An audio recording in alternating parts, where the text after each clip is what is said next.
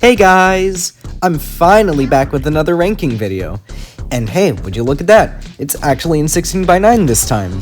Oh yeah, and I've also got a little avatar now. I guess that's neat too. Anyways, today, as of releasing this video, it's May 3rd, 2026, which means that Smoke 'Em Out Struggle is 5 years old. Good God, it's been half a decade already. So, in celebration of this event, I will be ranking every song from Hazy River. It's an oldie but a goodie, and I'm happy to say that a good majority of these songs have aged very, very well. No spoilers, but I hold this one in high regard. That's kind of it for the intro stuff. I'm just gonna get into the ranking now, I guess. Yeah. I really don't have that much to say about Drowning. I just don't find it particularly interesting. Fucking Moonlit Swordsman and Sunset V1 are more interesting than this song. I find the concept neat, having Annie go after Daddy Dearest after Garcella's death, but nothing really stands out about this song to me. The melodies are fine, some of the original melodies are pretty good, and I like the references to Dad Battle along with other songs from this mod. The chromatics work here, the instrumental is serviceable, it's just not really doing anything in my eyes to be as strong as anything in this mod. Actually, speaking of the instrumental, that may be my problem with the song. Maybe if the instrumental had a little bit more energy, a little bit more kick to it, this song would be higher. Maybe like a high B or something. But as it stands right now, it's just okay, which makes the song as a whole just feel okay. Not a bad song. I don't think any of these songs are bad, but this one is just one of the few that just doesn't really make me feel anything listening to it.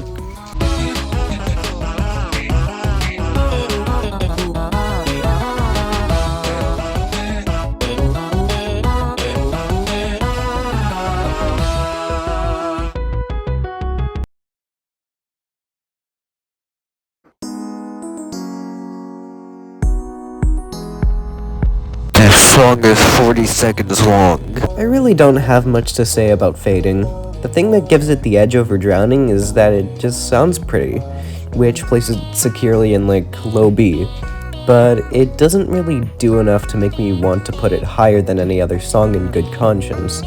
And also I feel like there's another song that gives Garcella a better send-off than this one. But to give it its praises, its main melody is very good. I think it's used better in other songs, but it's still pretty good here too. Again, not much to say, it's just kind of a pretty sounding song, albeit too short for its own good. Okay, the first half of Tone It Down is really, really good. It holds some of the same energy that I like from Good Enough, which is another song we'll get into later. However, there is one key difference between this song and that one, and it's in its tone.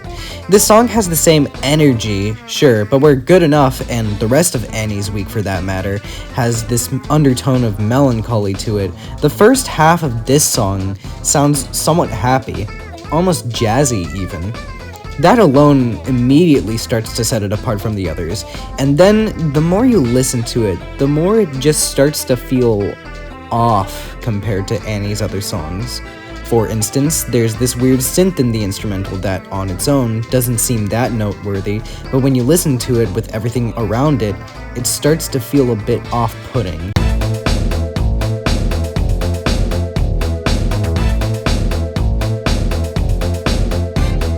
It's stuff like that makes me really enjoy the first half of this song. It builds up to what's coming very well, even if it's subtle. And then Annie takes a sip of the drink, and the second half starts. And it's good. I like it well enough, but that's the issue, isn't it?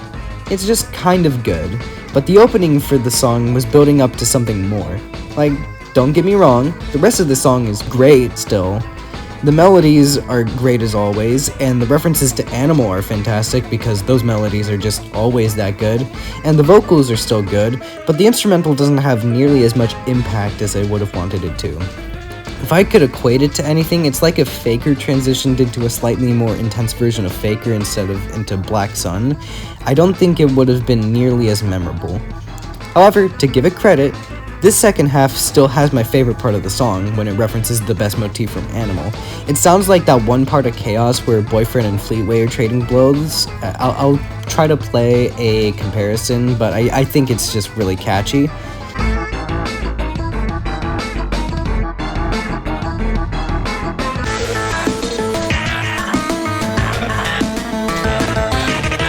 Again, this is nowhere near bad. I still have it in high B. It's just that I'm disappointed that it was building up to goodness instead of greatness.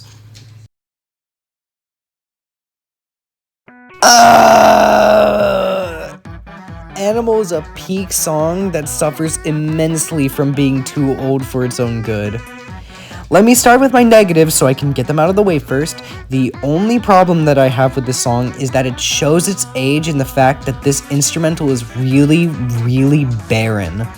At times it feels like it's just drums and bass. It lacks that oomph that it should.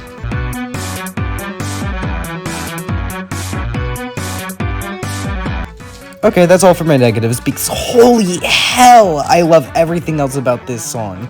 These melodies are so catchy and memorable. Obviously, there's the main motif that I mentioned in Tone It Down, but it's even better here. I also really like the good enough motif that gets repeated throughout the song. It ties this together with the rest of the week very well. And these vocals are great too. The effects on Annie's voice give it more depth and do help sell that she has transformed into this more monster-like form. Boyfriend has a very interesting chromatic in this mod. It's weird, but not in a bad way. It actually fits a lot of these songs better than I think his bass chromatic would. Annie and Boyfriend don't duet often in this song, but when they do, it sounds fantastic. Their chromatics pair together very well, especially at the end. It's really, really solid. It's just that one thing. It's that one thing. I really wish this song had a better instrumental. Otherwise, like, it'd definitely be an S. Aside from that one issue, yeah, really good song. It's fantastic.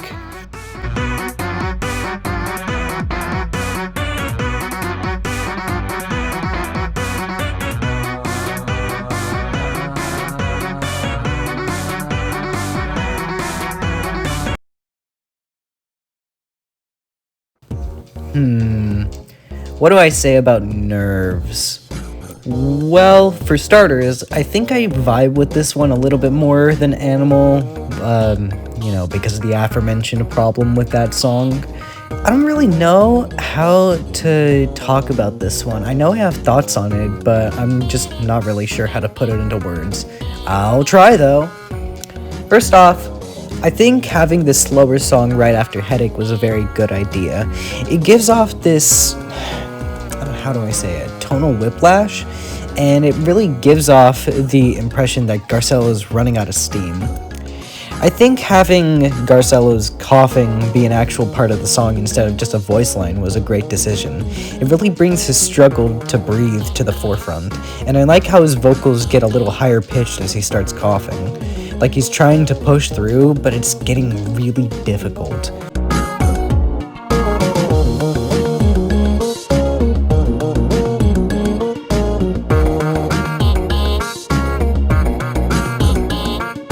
The song tells its story very well. And it's also, like always, just really catchy. Again, I don't really know what else I can say about this one. I'm just... I don't know. I do like it. I do really like it, hence why it's an A. It's just, I don't really have that many words for it, so I guess I can't really put it any higher in good conscience. But still really good.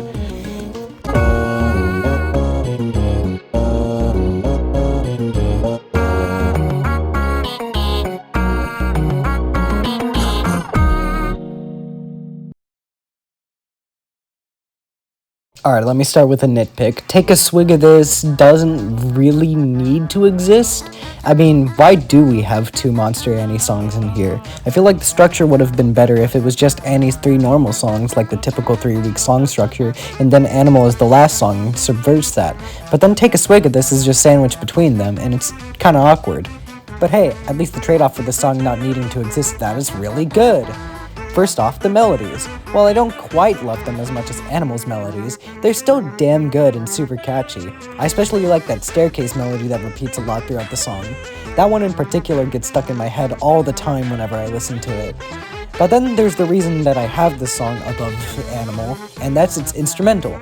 It's actually interesting this time around. I feel like I gloss over the melodies in the instrumental a lot when I talk about songs, but I feel like the melodies in the instrumental are just as catchy as the vocals are. For instance, there's this really interesting sounding percussion that plays during the slowdown that I really don't know how to explain with words, but I really enjoy it.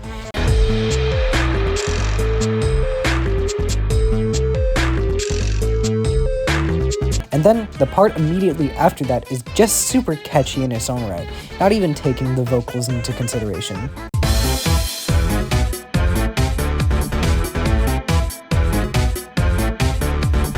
Overall, it's a good song. Like with Nerves, there isn't all that much to say about why I like this one, I just think it's really solid.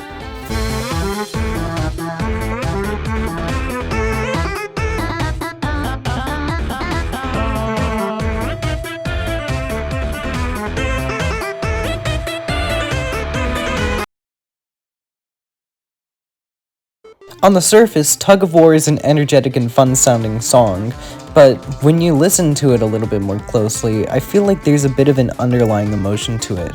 While the melodies and the vocals are bouncy and energetic, there's this instrument in the background that's playing all throughout the song that sounds... I don't even know how to describe it. There are just some notes that it hits where it ends up sounding somewhat moody. Take a listen.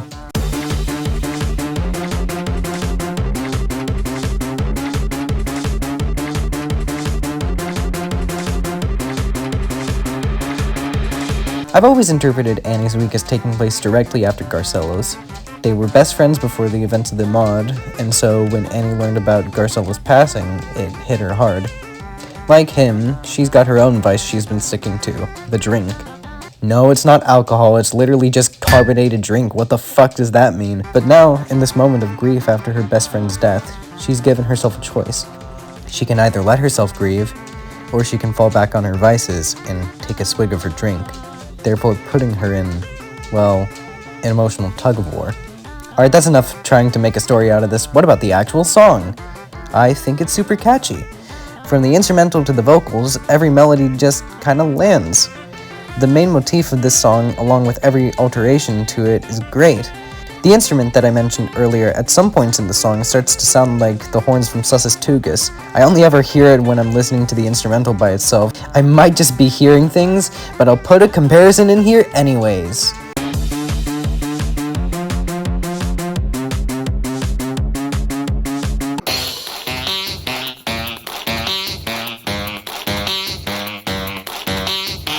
And, yeah, I'm kind of running out of things to say about this song. It's good. I like it. Next up.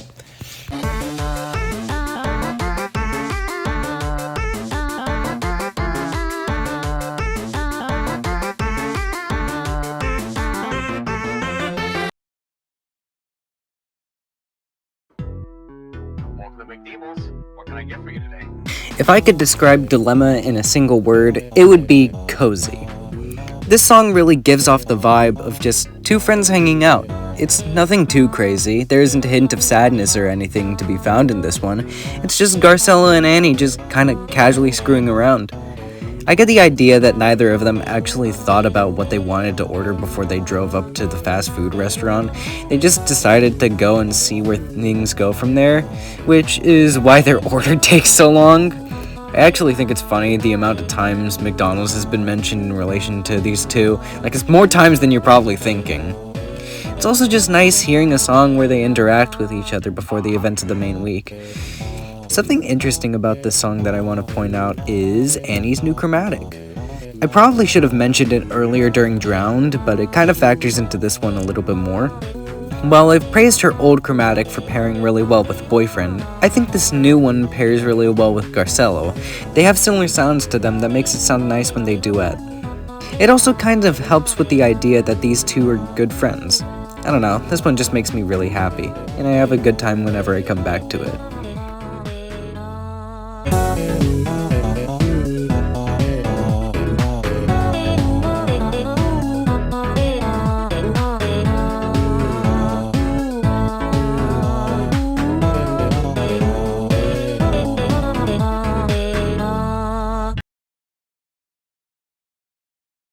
Here it is, Headache, the one that started it all. Well, not really. Annie's Week actually came out first, but Garcella's Week is the one that really propelled this mod into the limelight. And for the first song that the player's usually going to hear, it's pretty damn good. Like, so good that I don't even need to listen to this song to want to hum it to myself. This one's just kind of a vibe, man. It conveys Garcella as a laid-back and relaxed guy very well. These melodies are great, as always, but even just listening to the instrumental by itself is satisfying to me. The piano sounds so soothing. The percussion scratches an itch in the back of my brain in a way that I can't explain fully. It almost sounds like a clap to the rhythm of the song. And that steel drum is just so satisfying to me. And with all those combined into one instrumental, you just have this wonderful air of tranquility.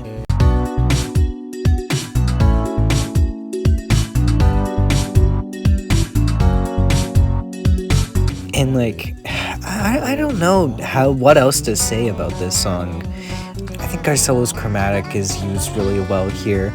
It's just got a very specific sound to it, especially in this song, that just helps that vibe of it being really relaxed, you know? It's no wonder this mod blew up like it did when this is how it started.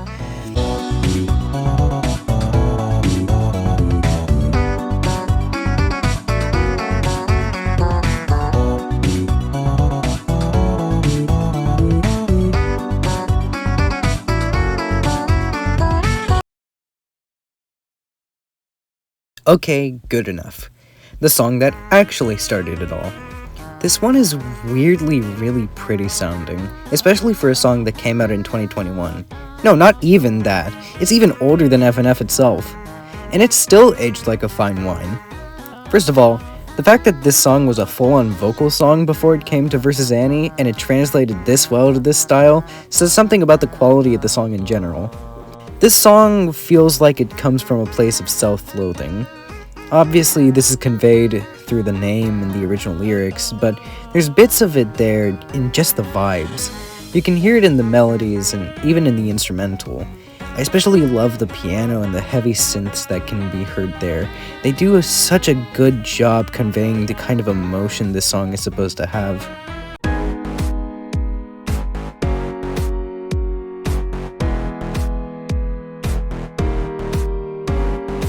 It really feels like Annie's just kind of venting to boyfriend about the problems she's been having lately.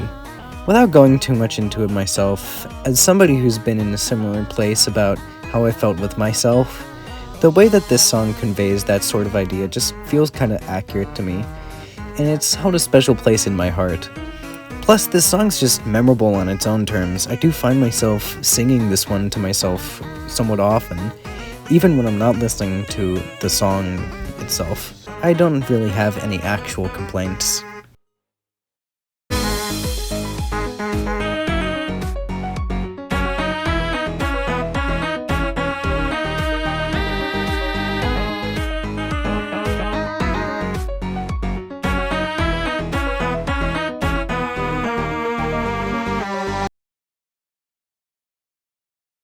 Lover is deceptively sad. When I first listened to it, I just thought it was an upbeat song with catchy melodies and thought it was just fun. But the more I listened to it, the more I realized how much melancholy was hidden in it. There's so many motifs from Garcella's Week, both in the vocals and in the instrumental. And yes, I know the song was made first, but the fact that there are shared motifs at all helps to tell this mod's story. There's something about the composition of this song. I don't know what the terminology is, key or tune or something else, but there's just something that makes it sound somewhat melancholy despite it also sounding upbeat. And I love the way Annie's vocals are used in this song. Some of the time it sounds like she's on the verge of crying and starts yelling in an attempt to push back that feeling. I interpret this as Annie being in a state of mourning. This is a song that she wrote with Garcella in mind, but he'll never get to hear it because he's dead, and she's just singing it to herself to try to cope with what happened. And then the duets. The duets in this song are so beautiful. I know I keep saying this, but Annie and Boyfriend's chromatics mesh together so well, and it's especially apparent here. Their vocals are in perfect harmony in this song. I don't know. I know this song is really short, it's not even a minute 30, but it's just so beautiful that I feel like it makes up for that. I love this song.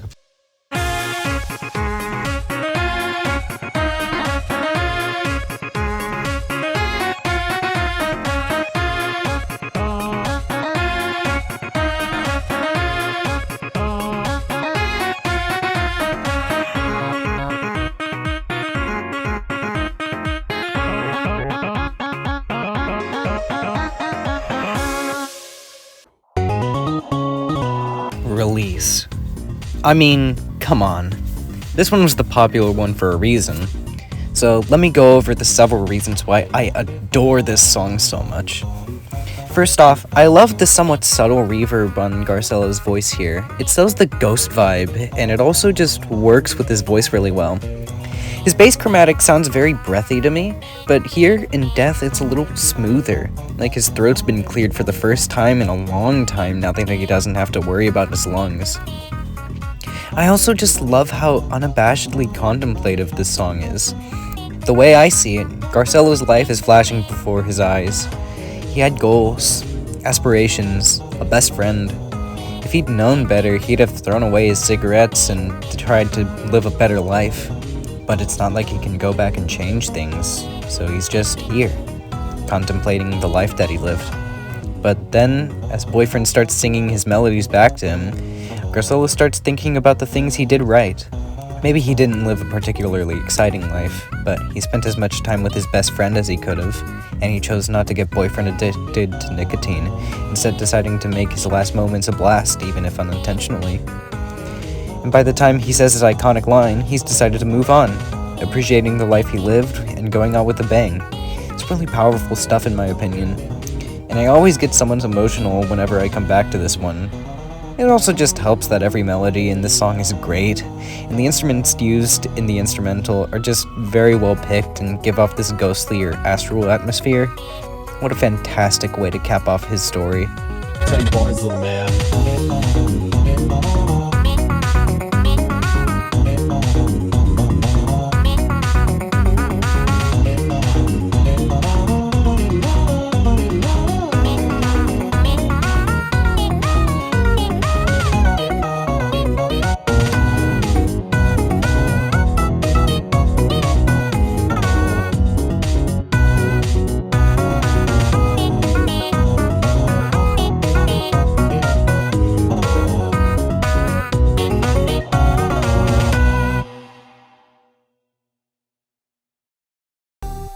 And that's a wrap. Here's my tier list.